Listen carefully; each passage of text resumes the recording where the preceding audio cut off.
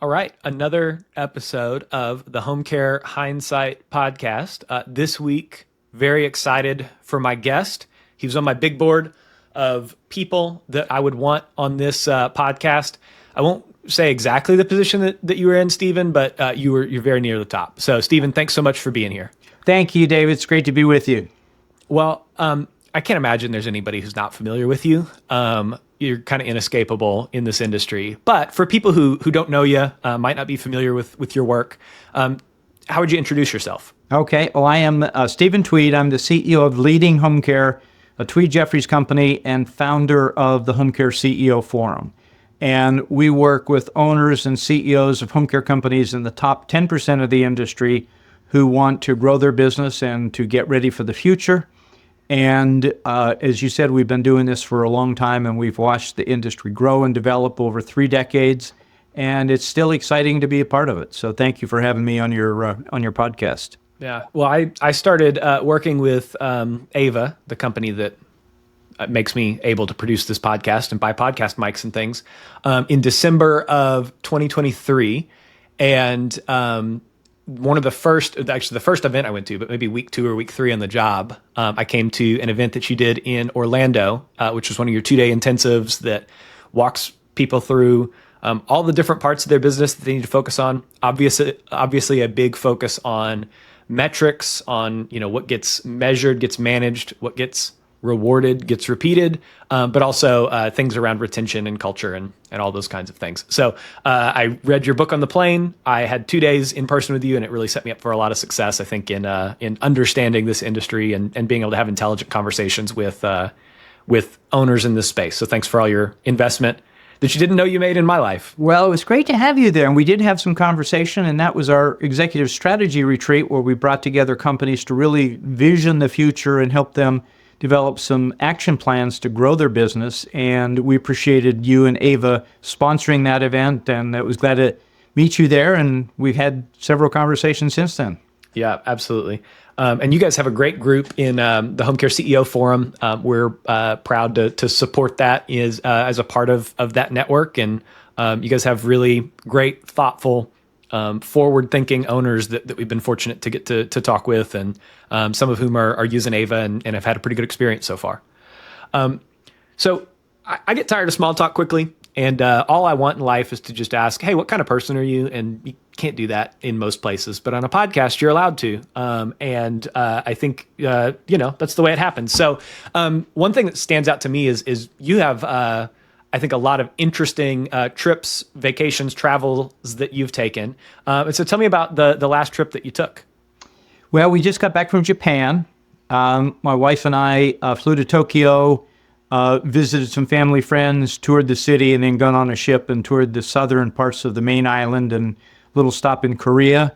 It was a new adventure for us. We had not been to Japan. We were very impressed with the people and the culture and the food.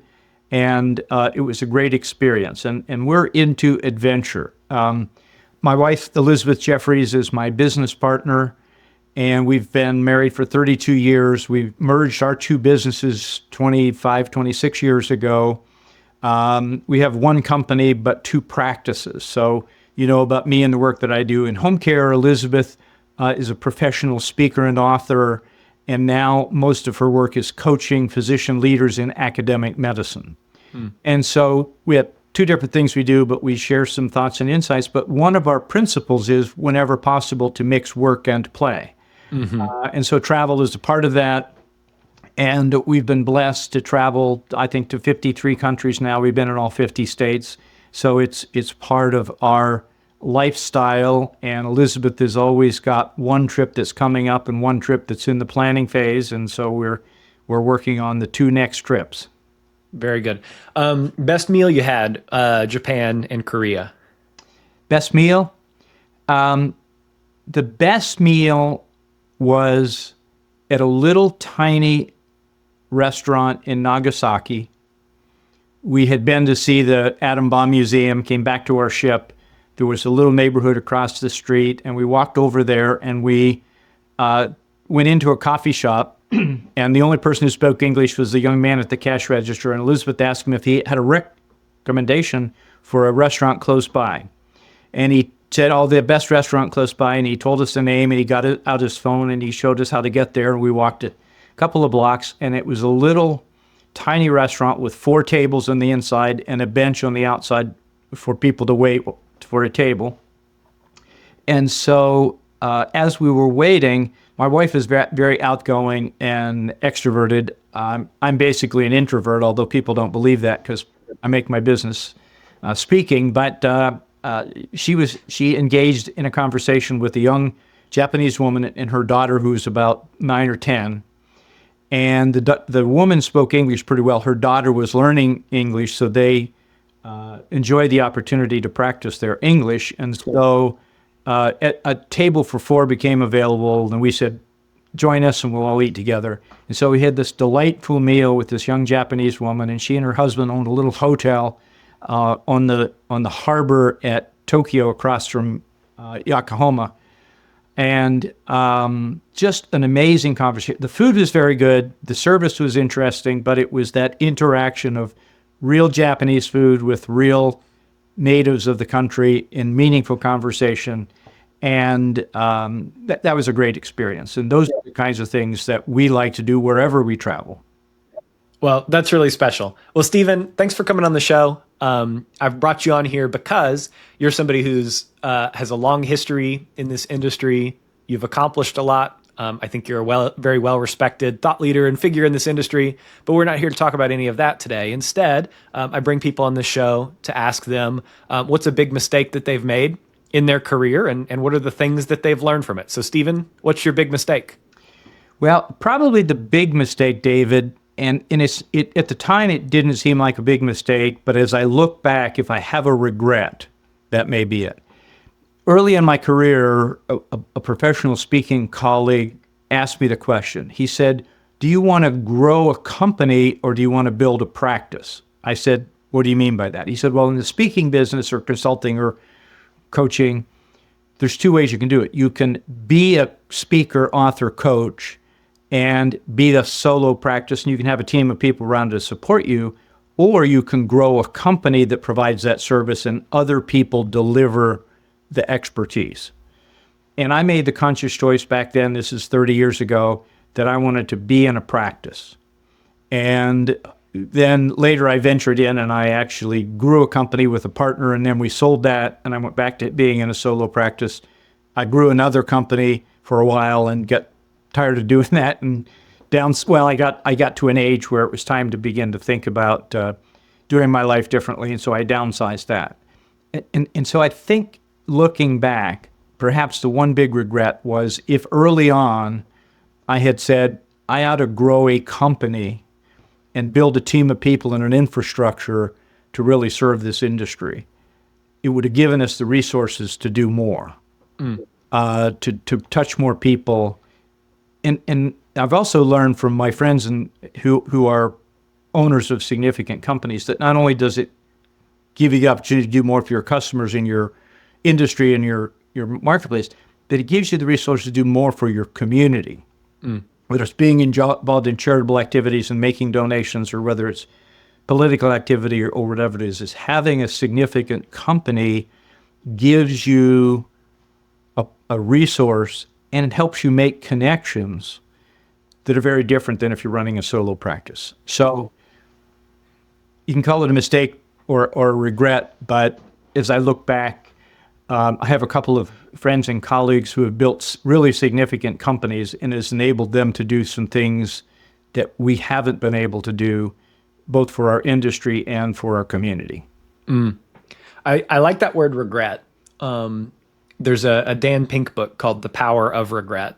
And the question is, what is the value, the way that regret can be harnessed in a way that's useful, that's productive, rather than just, feeling bad about something perpetually.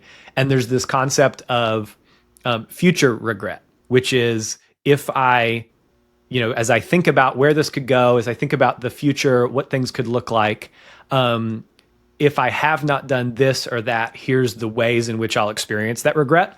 And so I say that to say, I guess for some of the people who are listening to this podcast, there's an opportunity for them to have some vicarious future regret of, what would it feel like 20, 30 years down the road to have not built a company, but instead to have built, I think of it kind of in terminology of solopreneur, of somebody who's kind of in business for themselves, who's self-employed. What would it feel like to do that instead of to build a company? And so can you think of some specific examples of opportunities that might have been available to you had you built a company, but instead, because you had a practice, those opportunities didn't present themselves in the same kind of way? I've had lots of opportunities because of my connections in the industry. Sure. I think there have been bigger opportunities for different connections or to make a bigger impact for the industry as a whole, for the clients that we work with, and in our community, whether, again, my wife and I have been heavily involved in charitable activities and boards of directors and in our church. And I've learned from a couple of my friends that having that bigger company. And that's, frankly, one of the things that we have a conversation with our mastermind members about and our strategic business coaching clients is I don't necessarily believe that bigger is better. Sure. But I do believe that growing a company gives you those resources to make a difference, whether it's for your clients or your caregivers or your office team members or your local community. And so if, as a leader of a home care company, you have a big vision, then you have something to work toward, and we can help you get there with some of the things that we have learned over the years. Sure. So peel back the curtain a little bit on those conversations. How would somebody start with kind of evaluating their current state? What are some of the kind of tactical steps they can take as it relates to going from a smaller vision of a practice, let's use that terminology, to thinking through how to grow or transition that into being a business or a company that can be, have a greater impact? Well, and maybe what we do, David, is bring it back to our market, which is the home care space, because I see a similar thing there. We know from our research that there are at least 27,000 companies that provide in-home care to older adults. Most of them in America. There's some franchises that have companies offshore, but let's say there's 27,000 companies in the U.S. The median size, we know from the Home Care Pulse benchmarking study, is just over $2 million in annual revenue. So that means there's 13,000 companies under $2 million in revenue and 13,000 over $2 million. And we work with the top 10%. So those are companies from about $3 million up to 30 or 40 million. And so we know companies that somebody started a company in their back bedroom and they grew it and they got to $2 million, which is the median, and they're making a nice income. And some of those folks had other careers. They were a home care aide, they were a nurse, they were a teacher, they were a paramedic, they were whatever. And now they're running a company and their personal income is half again or twice as much as they thought they would ever make.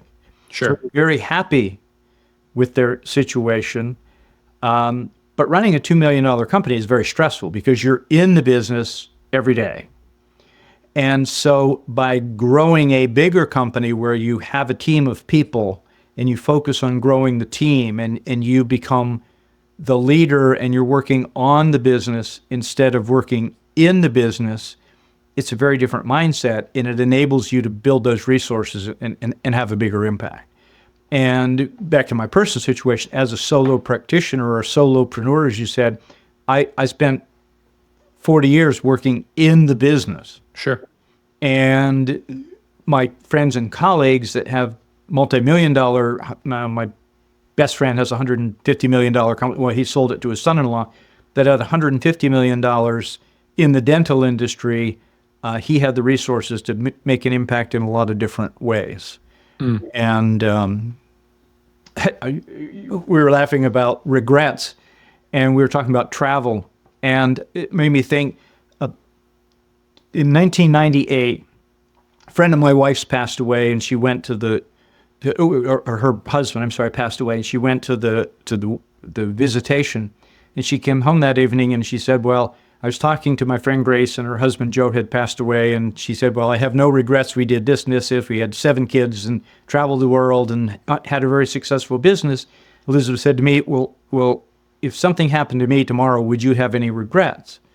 And I thought about it. We had been married about 7 or 8 years at that time.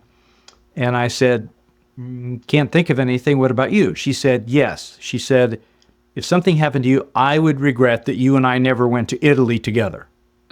I think it's the most romantic place. My grandparents came from there. And I said, well, then we better go. Yeah. And so we started planning this trip. And she wanted to go back to Calabria in the toe of the boot where her grandparents immigrated from. And so we were planning this trip about 18 months out. And one evening at dinner, some very close friends here in Louisville were having dinner together. And Elizabeth is telling them about this trip that she's planning. And Joe says to Carol, gee, that sounds like fun. We ought to go too. And my wife, who's the social director and the planner, said, that would be great. Why don't you come with us? And like on the spot, they said, yes, we'll go. So 6 weeks later, another couple, and this is my friend from Phoenix, is one of my best friends and has a very large company. They came to our home after a meeting, and we were sitting around the kitchen table eating takeout Chinese, and we're telling them the story about the trip and about Joe and Carol inviting themselves on our vacation. And Jim says to Naomi, wow, that's great. We've not been to the hill country. We ought to go too. And so it ended up, our 2-week trip turned into a 4-week trip, and we were there part of the time by ourselves and went to Calabria and found a little town where Elizabeth's grandparents immigrated from. And then Jim and Naomi met us for a week, and then we met Joe and Carol, and the 6 of us were together. And at the end of the trip, we had such a great time. They said, this is fabulous. Where are we going next?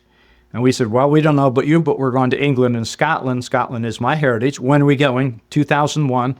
Okay, sign us up. Elizabeth said, well, just give me your credit card and I'll make the plans. And they did, and she did. And so we did England and Scotland, and that triggered 20 years of the 6 of us traveling the world together. And it was a combination of adventure and travel and great food and masterminding, because all 6 of us were in a similar business. And we also studied usually a biblical-based study while we were there, but it had to do with the geography that we were in. And so it was a 20-year adventure of seeing the world with people that we love, studying things that were important, having meaningful conversation. And that was a great adventure, and something we didn't regret not doing, because we in fact did it.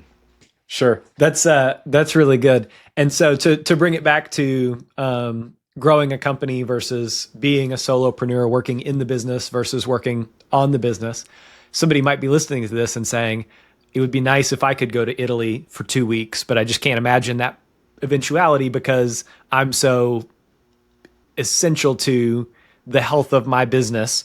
Right. What are kind of the first 2 or 3 steps, questions, evaluations, things that somebody should do in order to transition towards working on the business rather than in the business? Well, I think the first thing is to have a big vision and to sit down and say, what do I want my business to look like 5 years from now? Yeah. But maybe more importantly, what do I want my life to look like 5 years from now and 10 years from now? And then how does the business become the vehicle to create the lifestyle that we want? And if my desire is to travel, or if my desire is to have a house at the beach where I can go in the summertime for 3 months, or if I want to spend winters in Florida, how do I craft a company that enables me to do that? And obviously part of that is having a team of people around you who can run the business when you're not there. And it may be that you're not there because you're in Italy for a month, or it may be that you're not there because you're often in a quiet space, thinking, strategizing, working on the business to grow it to the next level. And I think that's the biggest thing I see, the difference between the bigger home care companies and those that are at the median. Companies that are at the median, the owner, CEO is working in the business much of the time.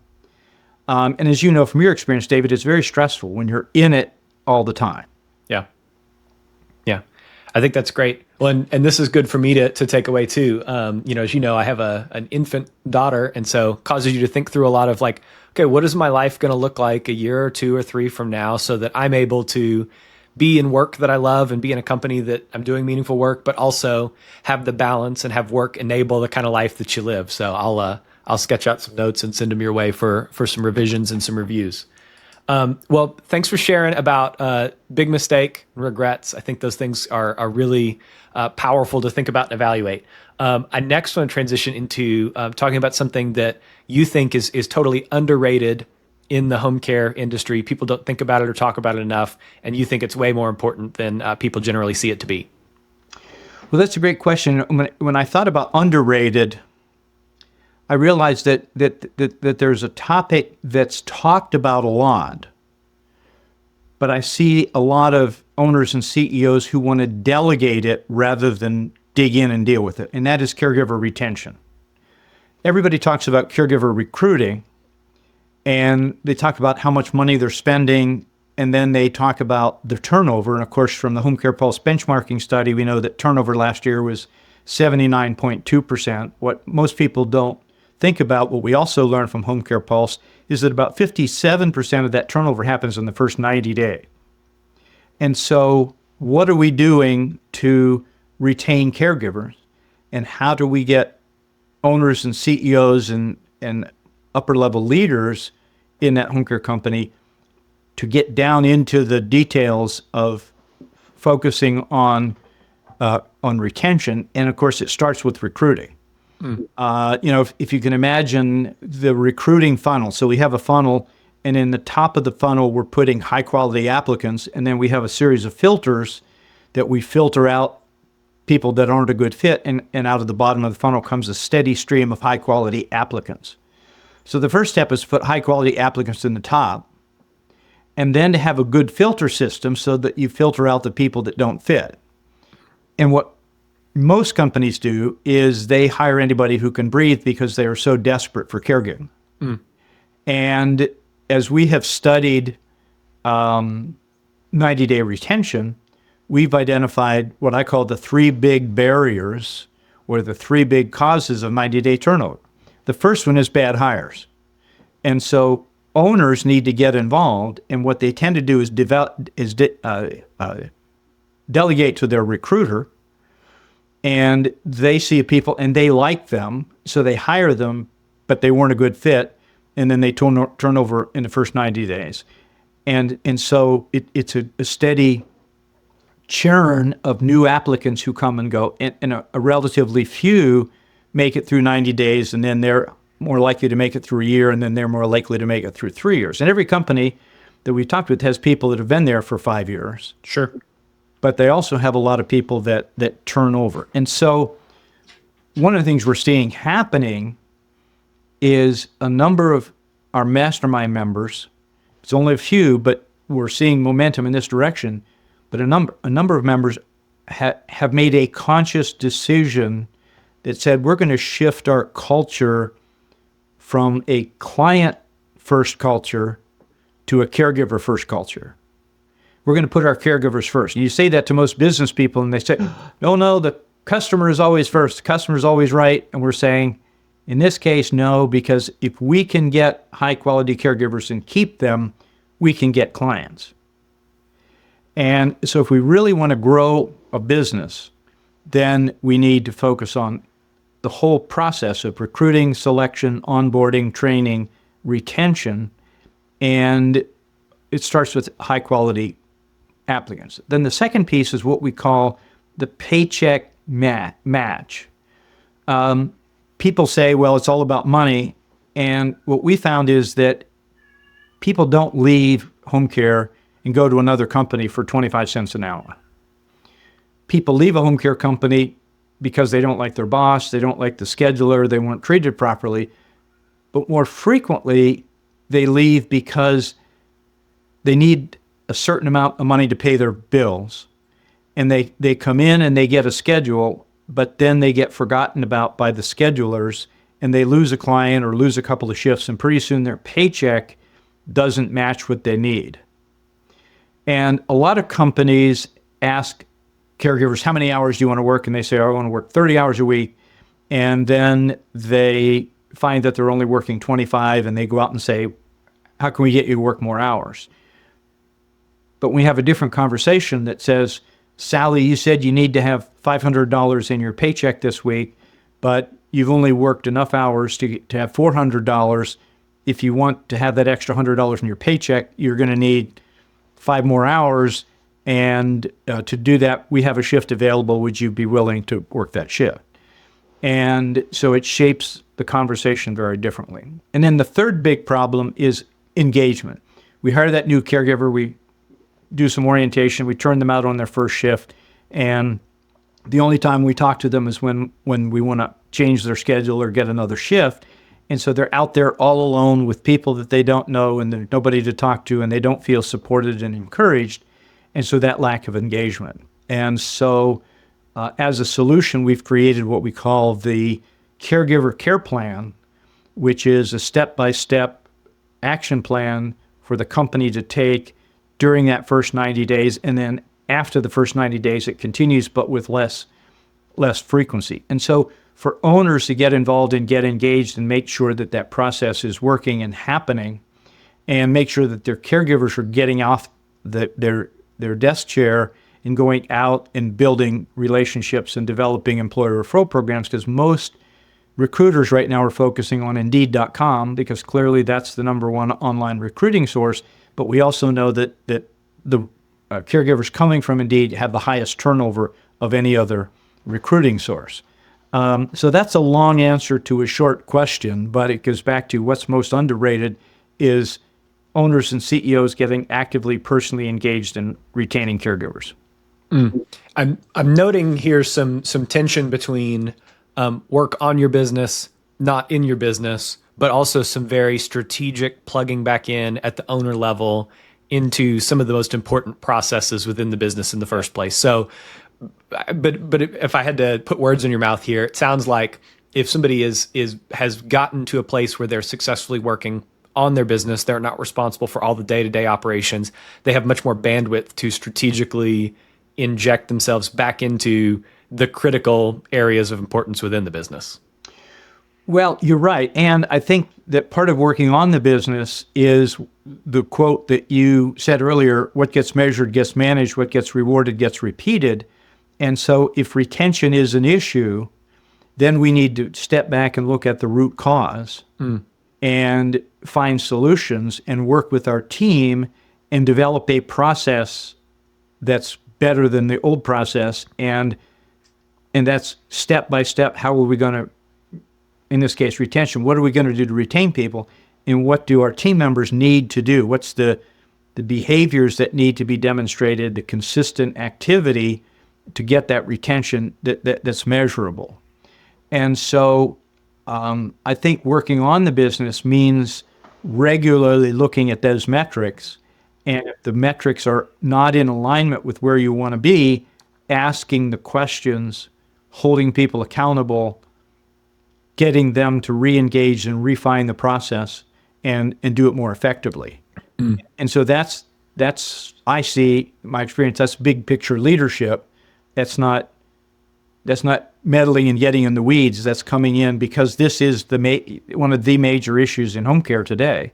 And so if the CEO is not willing to dig into it and monitor it and get feedback, and it's not so much digging in and telling people what to do or physically doing it, as much as it is digging in and looking at the metrics and asking questions and helping people think through.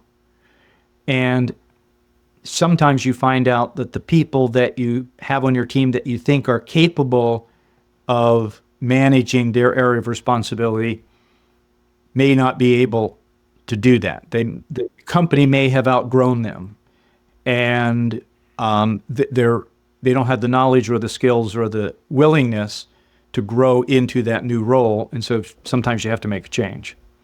Yeah, totally makes sense. And there's a lot that you shared in there around engagement and having those feedback loops with caregivers to ensure that people are utilized appropriately, that they have enough hours to make their life make sense. There's a lot about developing good referral programs, getting people to the 90-day mark, keeping them engaged. And all those are things that that we think about a lot and talk with our clients about a lot at Ava. So thanks for that softball there. I'll do my best to hit at least a double out of it.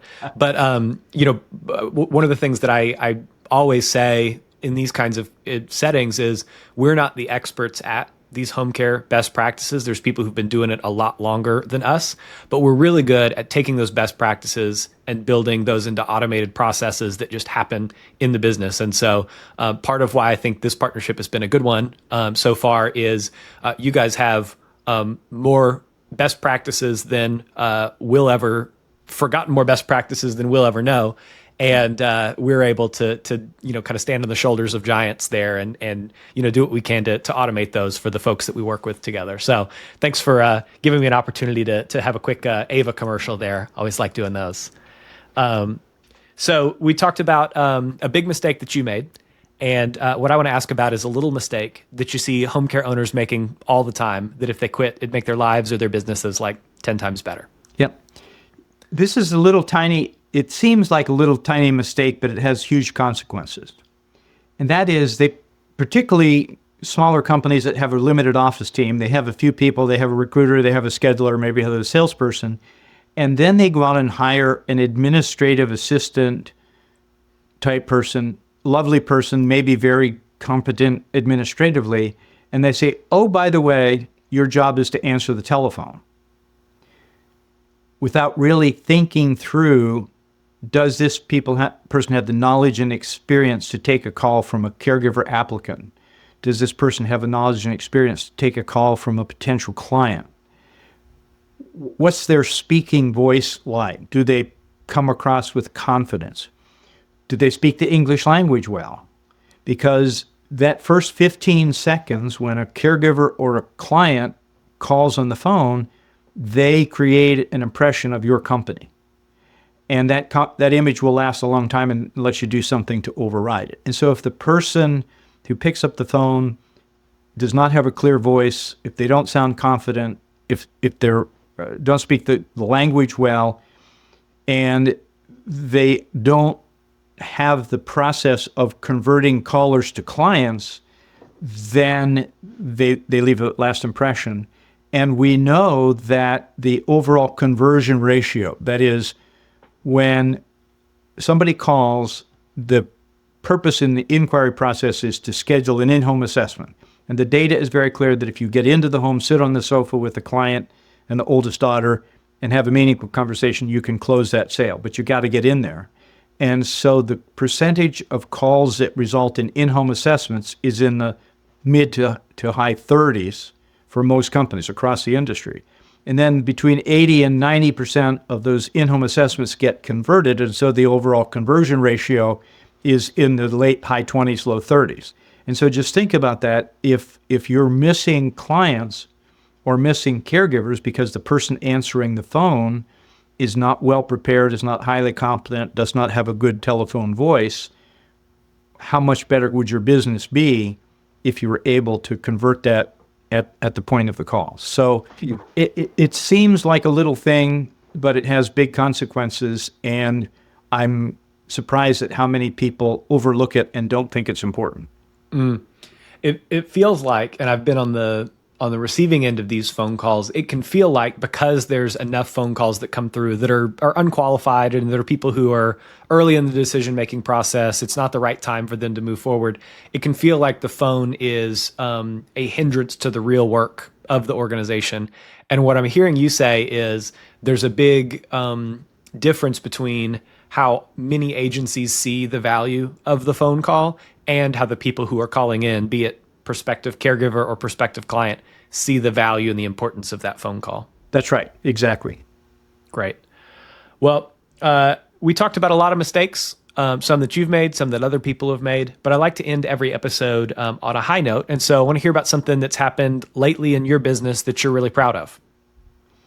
Well, I think the biggest thing, and it's happened over the last 18, 19 months, is the transfer of the ownership of the Home Care CEO Forum from my wife and myself at Leading Home Care to our friend and colleague and former mastermind member, Jensen Jones. Jensen acquired the Home Care CEO Forum in January of 2023, and he and I have been working together for the last year and a half and will continue for some period of time. But I feel really good that what we started all the way back in 2012, we had the first mastermind meeting in the home care industry was in February of 2013. And we created back then what we called the $5 million mastermind group. And back then, $5 million was a pretty big home care company. And that group started with 5 companies and 8 individuals, and they met for a day and a half in Tampa, Florida, and then we offered them the opportunity to continue to be part of the group, and they all said yes. 4 of the 5 have sold their businesses. The first company is still in the group. We call it the top 5% mastermind group, and there are now 9 companies between $10 and $30 million in annual revenue. And then we started adding other groups over time. And so we added our strategic growth group, which started with 3 companies that were between 1.5 and 3 million. Today, we split that into 2, and there are 25 companies between 1.5 and 3 million. And then we added the 10% group, which is companies between 3 and 6 million. And I think there are 13 companies in that group now. And then we added the 7% group. That's between 10 and 5. And people say, where did you get those percentages? Well, it goes back to the Home Care Pulse benchmarking study. So the 95th percentile in revenue in the industry in 2023 was about 12 million and change. And the members of our 5% group average about 14 million in change. So their mean revenue hovers around that 95th percentile. And then the same with the 7% and the 10%. And so the fact that these mastermind groups will continue after I'm no longer able or willing to lead the groups, and the fact that Jensen wants to scale that, add more groups, add more facilitators. And so for me, that is a real win in terms of leaving a lasting legacy in the industry. As a speaker, author, solopreneur, my whole future mindset was when I'm no longer able to do this, I'm going to turn out the lights and lock the door. And now we know that some of what we contributed to the industry is going to continue. Yeah, that's such an impact of, the work that you did in the first place was good enough that, of course, Jensen and you worked together to transfer the ownership and continue the impact. But, it's such a staple of the industry that it's really, people are happy, I'm sure, to see that impact is going to continue. But it's not dependent on you working for forever and ever if that's not what you want to do. So I love that. If people want to get involved with you or with the mastermind group with the Home Care CEO Forum, how can they find you? Well, for the mastermind groups, the website is homecareceo.com, and there's buttons on there about mastermind groups, and there's a blog and has some other information. But the focus of the Home Care CEO Forum is those 5 mastermind groups. My business that still exists and I still retain is called Leading Home Care, and the website is leadinghomecare.com. And I'm doing 3 things right now. I'm speaking at association conferences and corporate meetings, and of course, COVID really slowed that down, and so there wasn't much going on there. But in the last 2 years, my previous clients have called up and said, hey, would you come and speak at our conference or come and speak at our corporate meeting, or would you do an online presentation for us? So I'm doing more and more of those. Just did one yesterday for a longtime client. The second thing I'm doing is industry research, where we're working with some companies in the industry that want to gather information. We did a Future of Home Care research project the end of 2023 for Access Care. They published it as a white paper in the early part of 2024, and we're looking at doing some studies there. You mentioned the benchmarking studies with Home Care Pulse, and we've worked closely with them over the past 15 years to encourage people to participate in that. And then we do some other individual studies or focus groups or whatever. Some of it for individual clients, whether it's a home care company or whether it's a supplier to home care. Some of it we do on our own. So, for example, a couple of years ago, I wanted to learn more about retention, and so we did the best caregiver study, and we got 10 member companies of the Home Care CEO Forum.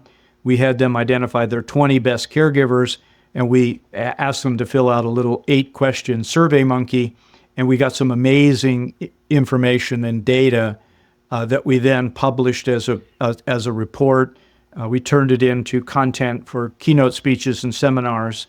And so, part of, I was thinking about this yesterday. I was doing a presentation for our National Speakers Association, getting ready for a presentation coming up. And part of what has worked for me in my business over the last 40 years in home health care and hospice and now home care, last 20 years, is working with industry leaders, identify issues, what's keeping them awake at night, what are the challenges that they face, and then do research, whether it's a survey, interviews, focus groups, gather information and data, and from that develop solutions, and then release those solutions in multiple channels, a keynote speech, a seminar, a book, an ebook, whatever. That's how the Conquering the Crisis book came about that I wrote in 2017. We had been actually looking at caregiver recruiting and retention since 2006. But then with the economy going down in 2008, 2009, the crisis was less severe, but then it started coming back. And of course, the last couple of years. And so by identifying an issue, doing the research, finding solutions, and then putting that out there in multiple channels is how we've made an impact on the home care industry over the past 3 decades. And so I'm continuing to do that research. The most recent product that I just came out with is an ebook that we just released on our website last Monday called 6 Secrets to Selling Home Care to Your Ideal Client. And again, it's based on the idea that so many small companies are just chasing clients and chasing caregivers and have not thought strategically about who is their ideal client. And we define ideal client big picture as clients that bring in high hours per week and long lengths of stay. And when you have a client like that with a steady schedule, then you can go out and recruit a full-time professional caregiver who also wants to work high hours per week and long lengths of stay. And when you put those two together, when you have a client and a caregiver who have a good chemistry, they both stay longer. And so strategically figuring out your ideal client and your ideal caregiver and developing systems to attract them both helps you build a stable, steady company. And so that's some of the research we've been doing. And so that ebook came out. Another ebook that came out right before that, it was actually a rewrite of a book we did back in 2013 that I wrote with a colleague of mine who was a bank trust officer called Increase Your Income Selling to Bank Trust Officers and Other Trusted Advisors. Because our data show that the clients with the highest dollar value per client, that is the total revenue over the life of the client, doesn't come from hospitals and physicians and home health. They come from bank trust officers, geriatric care managers, specialty advisors, financial advisors. And so when companies figure out their ideal client, then they can focus on the referral partners that will bring them those ideal clients, and they can build a more stable, steady schedule. Very good. We'll link some of those resources in the show notes. And so if you're listening to this on Spotify or Apple Podcasts, just look in the show notes there and you can get to some of these ebooks and other sorts of resources. Stephen, thanks so much for coming on the show. I am going to transition us to the last segment called Home Care Hot Take now and ask you a couple of questions and give you the opportunity to tell people what you think or get up on your soapbox or whatever the case may be. So what should home care owners do today to What should home care owners do today to future-proof their business? To future-proof their business. I think it's having a clear vision for what they want their business to look like, a strategy to get there, crafting a culture that attracts caregivers and attracts clients, and then to look at the systems that are in their businesses. The leaders in our top-tier home care companies have those things in common. They have a huge vision for the future. They have a clear culture. They've defined what makes them distinct in the marketplace, and they're systems thinkers. They have systematized their business, and a system is a combination of process and people. So it's a step-by-step process for whatever. We've identified 12 specific systems. One's recruiting, one's retention, one's sales, one's marketing, so step by step. And then having the people with the knowledge and the skills and the discipline to follow the process and do it the same way every time. So you get repetition and consistency, and that's how you grow the company, and that's how you work on the business instead of in the business. What's one trend you predicted that you were right about? The trend I predicted was consolidation in the industry. For 10 years, I was saying, this is a highly fragmented industry. When's it going to start to consolidate? And we've seen that consolidation happening in the last 10 years, but particularly in the last 5, as a number of private equity companies have entered the home care space, and they have acquired companies. Of course, in the franchising side, I think 10 of the top 12 franchises are owned by private equity. But on the independent home care side, we now have a number of large companies that are owned by private equity group. And before the economic shift and the interest rates and inflation, these companies were acquiring smaller home care companies. And I think we will continue to see that. Interest rates are coming down a little bit. Hopefully inflation is coming down, and we're seeing a little bit more interest and activity in mergers and acquisitions. What is one tweak almost any home care owner could make today or this week to improve the health of their business? One tweak to improve the health of their business, I would say it's building the team of people in their office that are around them, building a high-performance team. And for the owner CEO, it's finding that key person, what I call the chief operating officer. You may not call it that, but you have a CEO and a COO, and then other key people on that team. And again, it's about working on the business instead of in the business. And the more that, and I'm amazed at how many owners get to $6 or $8 million, and then they hire that key person. They said, I should have done this 5 years ago. Should have done this 5 years ago. What innovation in home care will have the largest impact over the next 3 years? The largest innovation in home care. We actually did this study that I mentioned for Access Care on the factors affecting the future. And one of the areas we looked at was technology. And AI is, of course, a big buzzword, and I've been expecting everybody to say AI is going to... And actually, there were a couple of other technologies that home care owners told us they thought were going to come into the future. One was remote patient monitoring. And I'm not sure quite where that's going to go yet, but that's what some people have told us about. Tablet-based communication. And of course, AI will come into play. AI will come into play in the home care operating system software. What we typically call it scheduling software, but as I'm working with like Access Care, they've shifted the language. Instead of talking about scheduling software, they're talking about operating systems. And it includes scheduling, it includes customer relationship management, it includes applicant tracking, it includes billing. So it's really all of the pieces that you need. And I think that we're going to see continued development of those operating systems that are more user-friendly, that are more functional. One of the big frustrations, as you know, in home care is that owners are operating 4 or 5 different pieces of software that don't talk to each other. And so I think the integration of software or the building of an operating system that does a number of those functions without having to run a separate applicant tracking system or a separate customer relationship management system. Finally, what are you most excited about for the future of this industry? You know, I'm excited about the opportunity to continue to grow and help older people age in place. The data are very clear that older people want to receive their healthcare at home.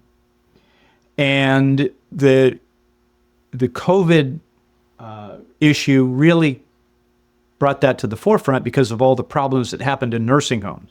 And it scared older adults. They say, I don't want to be in a facility, and I want to be in my own home. And so there's much greater awareness of home care than there's ever been. And so it's a very exciting place to be as an owner and building a significant company. There are 2 issues that I think are slowing that process down. One, of course, is the caregiver recruiting and retention crisis.